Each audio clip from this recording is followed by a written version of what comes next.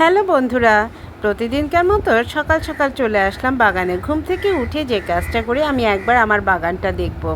আর এই বাগানটা দেখলে আমার মনে এত প্রশান্তি আসে বলার মতো না।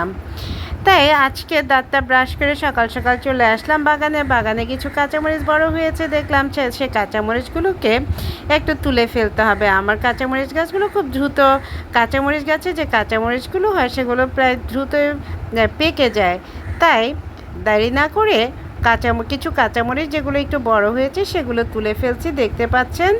আর এই কাঁচামরিচগুলো তোলার জন্য কিন্তু আমাকে একদম উপরে উঠতে হয়েছে, যেহেতু এটা দেখতে পাচ্ছেন আমার বালতিটা টপটা একটু উপরে লাগানো।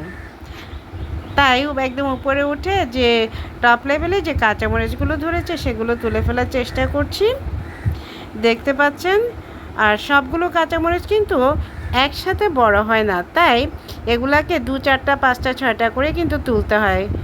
আমার এই কাঁচামরিচগুলো দেখে আমার এত ভালো লাগছে, আপনাদের কেমন লাগছে কে জানে, বুঝতে পারছি না। আমার এত ভালো লাগে, এত ভালো লাগে নিজের হাতে লাগানো কাঁচামরিচ, ফল ফুল, কত না মনে প্রশান্তি আসে, তাই না? তো আপনাদের কেমন লেগেছে একটু কমেন্টস করে জানাবেন।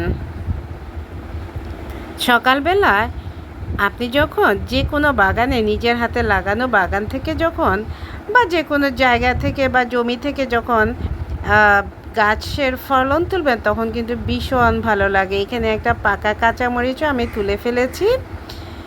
তো যেহেতু ওই যে বলেছি যে আমার মরিচ গাছে মরিচগুলো কিন্তু প্রায় দ্রুত পেকে যায়, এটাও 2 দিন আগেই কাঁচা ছিল কিন্তু এটা পেকে গেছে।